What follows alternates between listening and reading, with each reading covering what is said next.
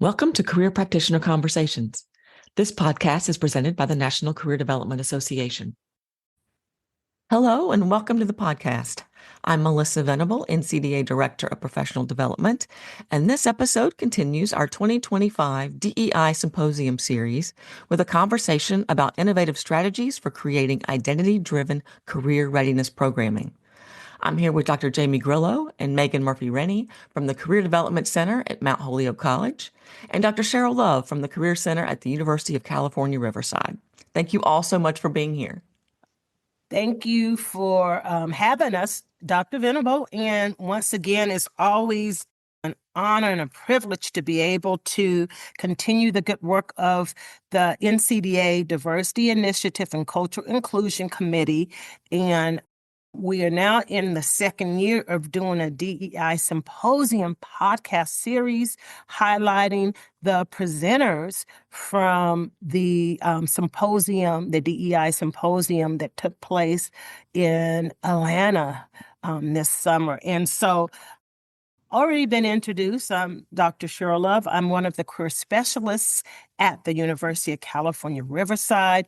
And in addition to that, I am a board member, co-founder of Enhearten Unseen Leaders. I serve as the vice president of that organization, and we are providing resources and support to unseen leaders, not only in the U.S., but globally. And so another thing that I do in my spare time, and I'm very proud of, and my pronouns are she, her, hers. And now I'm going to turn it over to the amazing folks who created this identity-driven career readiness program that we're going to hear a lot about. So, Dr. Jaime and Meaghan, take it away in terms of introducing yourselves and the amazing work that you do at your college.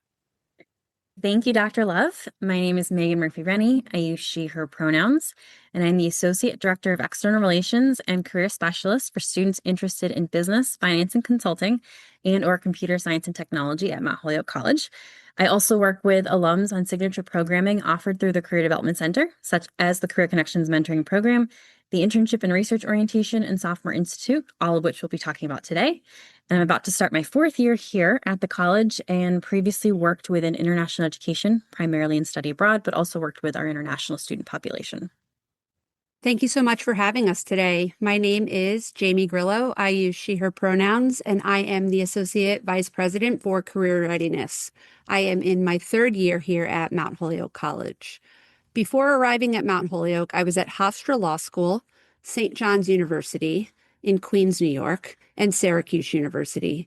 I have my doctorate in institutional leadership and higher education from St. John's, and my research is focused on the value of experiential learning through the student's lens.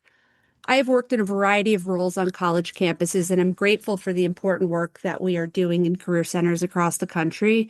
And at Mount Holyoke College, we have such wonderful momentum as it relates to career readiness, and very much look forward to getting into some of that throughout this conversation.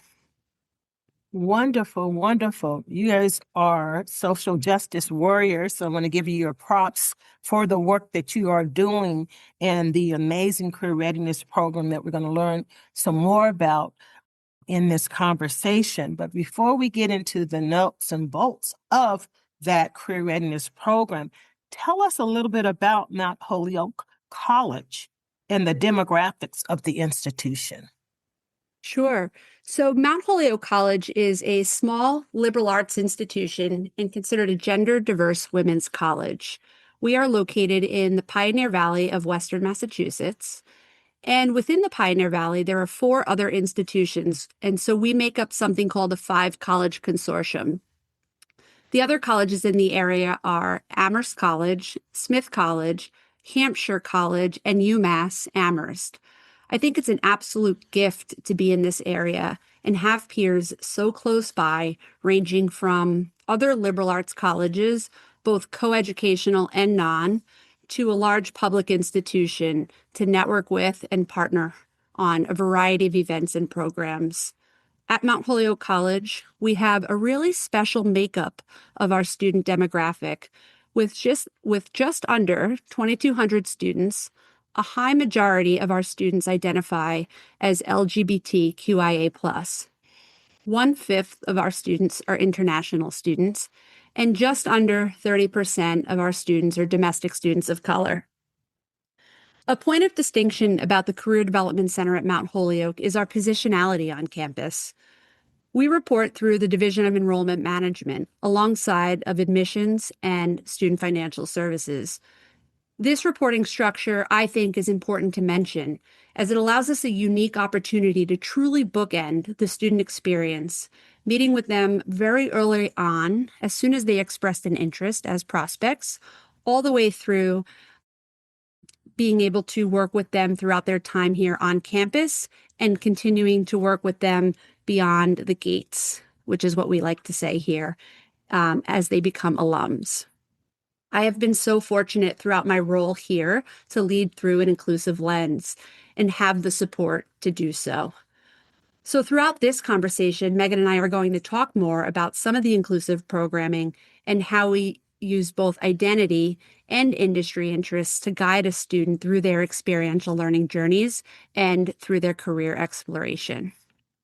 I just love it. Especially, it just warms my heart to hear the bookending with the interactions you have with your scholars and, the diversity within your college. It's just heartwarming to me because there's a lot of chaos going on because of things happening in DC. I believe in naming it so that people can understand what they're dealing with. And so, yeah, actually, go ahead, Dr. Yeah, I think too, to that point, Dr. Love, having that opportunity to bookend also means creating relationships early. And Yes. creating those relationships early, then it turns into trusting relationships, right? Yes. Because they're seeing a consistent message from, before day one all the way through, and we continue to support them. And so we've found it very successful, albeit an uncommon reporting structure. I think it's very much a strength for all of the programs we deliver and the work we do here. Yeah, especially in times like these, being able to build those trusting relationships, I think it's definitely a blessing to be able to do so. And I know your scholars are blessed with the opportunities that you are providing with them. So tell us, because those who will get a chance to listen to this conversation, how did the idea come to fruition in terms of creating an identity-driven career readiness program? How did this idea come to fruition? Yes, I'm happy to add to that or to kind of expand more. So the idea really started in terms of incorporating identity into these signature events as being a direct response to students' needs. And it also fits with the Mount Holyoke College mission statement and the college's overall commitment and emphasis on identity and supporting students and alums in that way.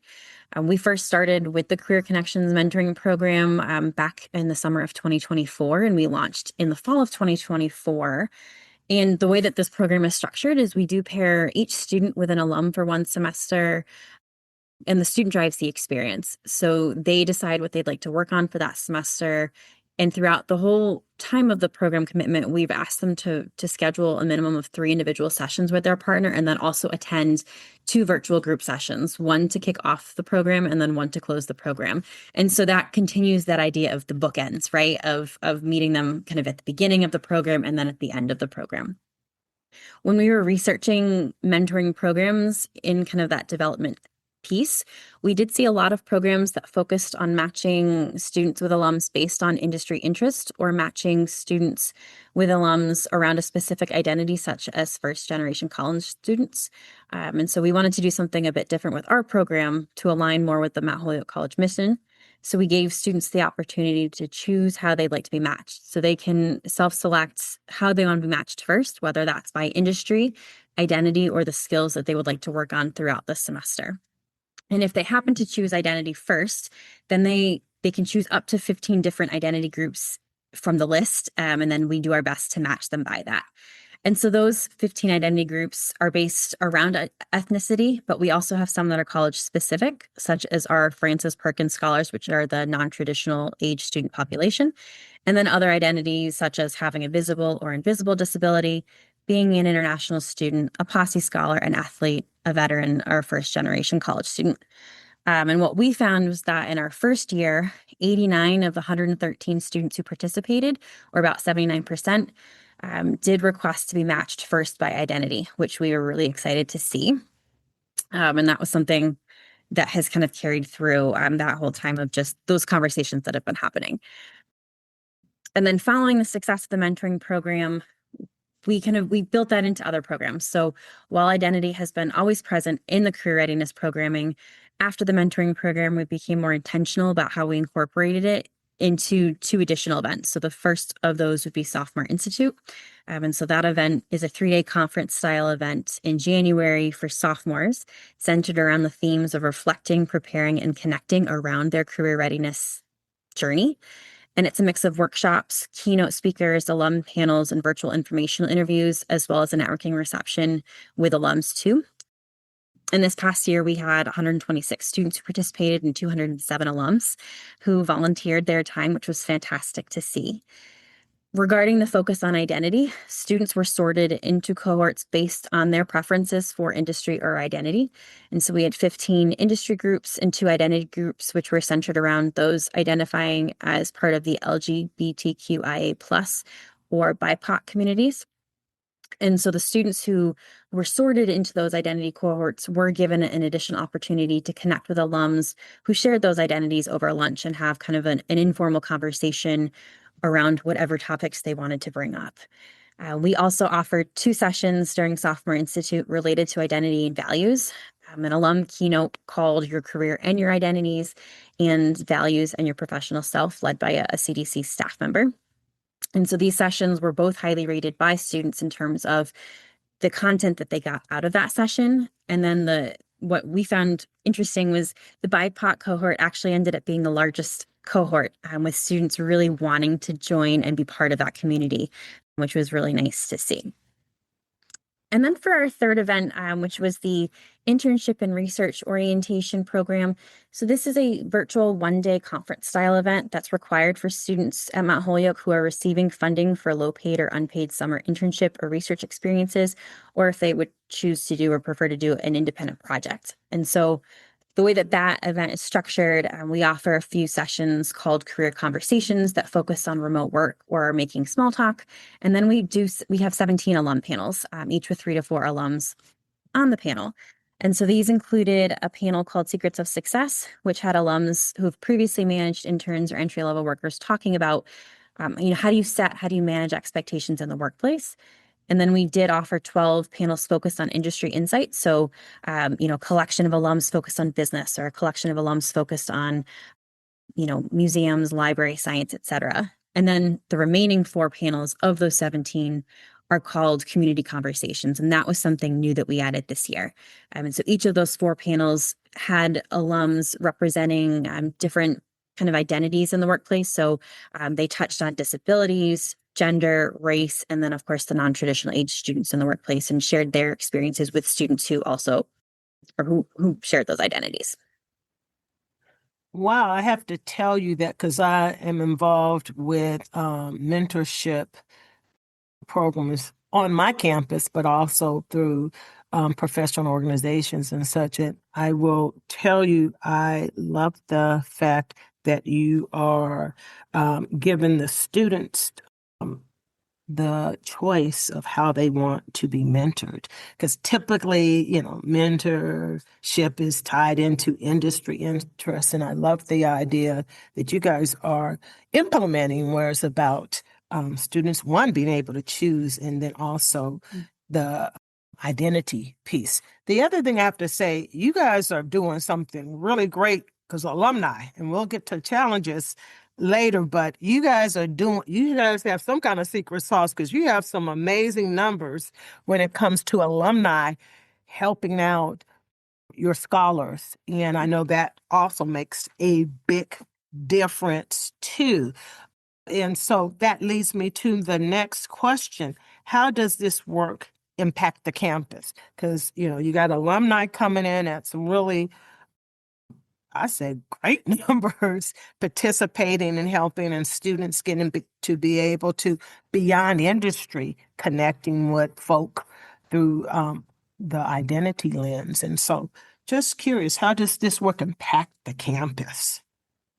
Yeah, I have to say, Dr. Love, I think career readiness is thread throughout the fabric of this campus, and we feel that every day. We often partner with many of our campus partners, especially our alum association and our development teams. They are eager and excited to bring alums back to campus to talk about career.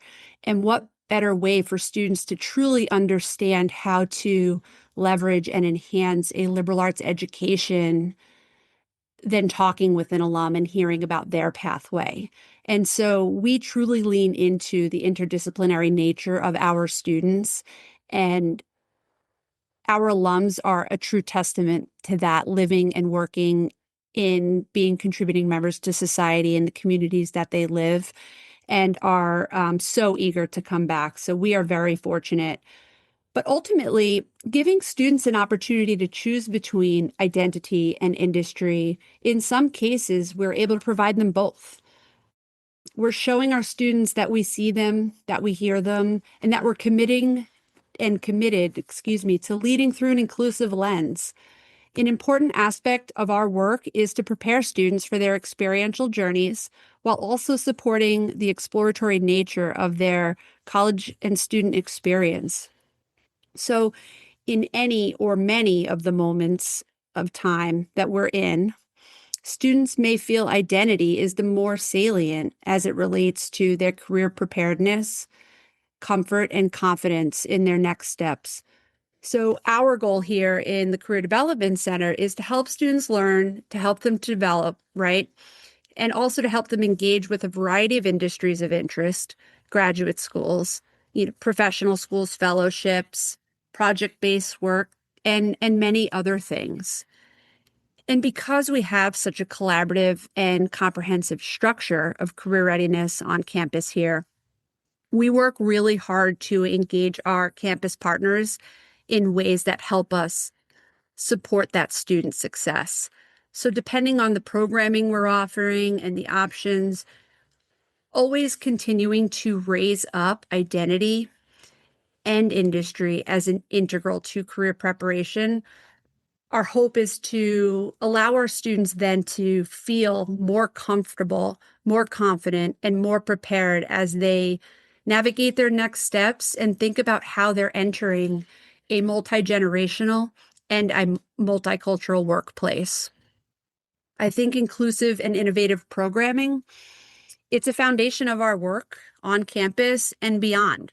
Like you said earlier, our alums are coming back. And so that's where we hit that beyond, how we're engaged with our 5 college and 3 college partners and employers alike.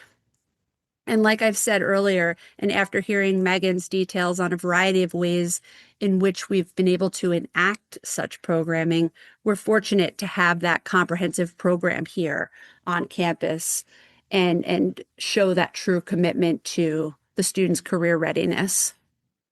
Love it, love it. Students are being seen and heard. And as you're doing, all that you're doing is from an inclusive lens. And again, can't tell you how wonderful that is, especially in the climate that we find ourselves in these days because of the things happening in DC. So you guys are doing a lot of programming, 3-day conference,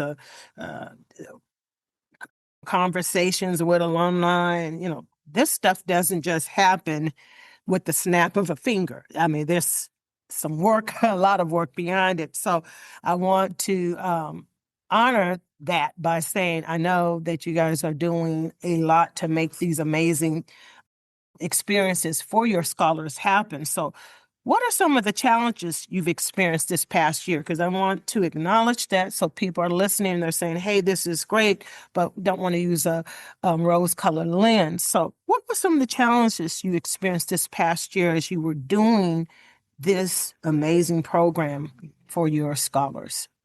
Yes, you cannot grow without challenges, and we certainly had a few that I'm happy to highlight. So for the Career Connections Mentoring Program, on the subject of alums, actually, let me back up a little bit. So just to acknowledge the fact that we do have a really robust alum pool to work with, an engaged alum pool. One of the major challenges that we had with the Career Connections Mentoring Program was that we found there was a shortage of alums with shared identities compared to the number of students who preferred to be matched by an identity. And so the largest gaps that we experienced in the first year was really alums who represented the Asian American communities, BIPOC community, Latina, and then international students or alums and those with disabilities. So I think we'll touch on this in the future, but just trying to think of creative ways to really kind of encourage that population to support students. And once this current group of students graduates, reminding them kind of the opportunities so we can kind of pay it forward. And again, with that bookending idea. Another challenge was really the registration process. So if anyone out there uses People Grove, that's the system that we use for our mentoring program. When we first built it, the way that it was built, it did not allow students to rank which identity was most salient for them in the matching process. So we would have students, some of whom would select maybe one or two identities. And I had a student who selected 6 that they would love to be matched by. So without having that additional input, we did have to make some guesses during the matching process, especially when looking at the full alum pool and trying to find the best match for the students based off of the alums that were available to match. And so for future programs, we did actually find a workaround. So students will have the space to list their preferences of identities to be matched by if they choose to be matched first by identity in the future. For Sophomore Institute, we initially did not have enough focus on identities for the identity cohorts, with only the additional lunch offered to students in those cohorts. So we're working to expand that for next year and figure out other ways to build in identity beyond just having that additional opportunity. We do also anticipate a shortage of alums and or student leaders who match the identity groups as we continue to expand Sophomore Institute. And so each of our cohorts is led by a student fellow, so someone who's a junior or senior, ideally someone who's gone through Sophomore Institute before. But the question remains is, do we recruit alums based on identity cohort needs or recruit alums who fit the curriculum needs, and trying to find the balance between those? And then the third challenge for Sophomore Institute is there's really not enough space for all of the identity groups to be represented in a cohort space. So again, finding the balance between the number of identity cohorts and the number of industry cohorts that we offer each year to make sure that we're meeting student interest. And then for the internships and research orientation, one of the biggest challenges there was really ensuring student attendance at the community conversation panels that were centered around identity. Students had been required to attend one industry insights panel and either the alum supervisors panel or one of the career conversations panel pieces, but they were not required to attend one of the panels that had been centered around identity for a variety of reasons. And so one of the challenges there is really encouraging students to attend. And because there's so many sessions to choose from, it really was hard for students to decide what to attend, especially if they weren't able to attend sessions outside of like the requirements, if they didn't have the time to do that, because it is a full day event. And then the other challenge there was really just ensuring a diverse representation on these identity-based alums. Because it was the first year that we were doing this, the approach was really to contact alums who would fit an industry panel and then offer up the additional opportunities there. If you're interested, these are new panels. Please let us know if you would like to join. And so it was really on a first come, first served basis. So we didn't have as much opportunity to really ensure that there was diversity on those panels, which is something that we're going to be exploring more in the future, how to best ensure that there is a proper diverse representation on each of those panels. All right. So that gives people a sense of, hey, great idea, but it's, you've got to think about some things. You got to be nimble and make changes as you need to and how to incorporate more of it in the future, which gets me to the next question. What do you have planned for future programming? And then I'm going to add this little piece because, got to put a little extra. And what would you say to anyone out there that's looking to do more or add more identity-driven elements to their career readiness work at their campus? All right. Yes, we'll go through future programming first. And I love that question. Can't wait to answer that one or to share my thoughts on it. For the mentoring program, we're currently in the second pilot phase. So we're opting for a 2-year pilot phase or program really before we launch it officially. We've scaled up this year or this semester. So we now have 95 student and alum pairs, which is up from the 55 to 60 that we had each semester last year. After going through the pilot programs last year, we did decide to do some targeted outreach this year to alums who represented the various identity groups to ensure we could meet demand. And we did see an increase in alums applying through that outreach. We're also going to be piloting group mentoring this spring, which will be centered around the Career Development Center's new 8 career communities. And so within that group mentoring pilot, we plan to have 2 to 4 alums in each industry group who represent a range of class years, identities, and career paths, and then put them with a group of 8 to 10 students across class years for the semester. And the goal here is really to give students and alums a chance to learn from each other and make connections in this group setting based on both industry and identity. And in the future, we'd love to offer both individual and group mentoring throughout the year and still have some component of identity-based matching in the program, whatever its final iteration might look like. For Sophomore Institute, we're expanding again. So in 2024, we had about 50 students, 4 alums. I mentioned in 2025, we had 126 students, over 200 alums. This year, we just accepted 251 students to participate in Sophomore Institute 2026. And so with that will come an expansion of the alum pool that we work with as well. So we can do, matching for informational interviews. We did also add a 4th day of events based on student demand, which might be unique. Students really wanted more content. And so we've built that in for them. And related to identity, we have added a 3rd cohort for students to choose from, which will be first-generation college students. And we've moved that alum keynote into a full alum panel that will be called Your Career and Your Identity, and it will give students a chance to hear from alums whose identities have shaped their career path. For internships and research orientation, we're aiming to increase diversity in those identity-based panels, and we're going to be adding these panels as an option under the career conversation requirement. And so by adding them under the umbrella of the requirement, we're hoping that this will encourage more students to attend, and it will hopefully still keep the conversation more intimate and limited to those who share that identity and or are interested in the topic, because it's not a separate requirement to attend one of those. It's lumped under kind of that collection. And then we're also exploring the idea of offering a session centered around intergroup dialogue as part of this event, which could focus on the transition from the Mount Holyoke College campus to working in a multi-generational and multicultural workplace off campus. And so thinking back to your question about what would you say to anyone out there who's looking to add more identity-driven elements, I think a lot of that, from my perspective, is really, where are you starting at, and what could you scale up? And so, rather than creating something new, are there areas where you can just expand and test out and try to kind of build it out that way?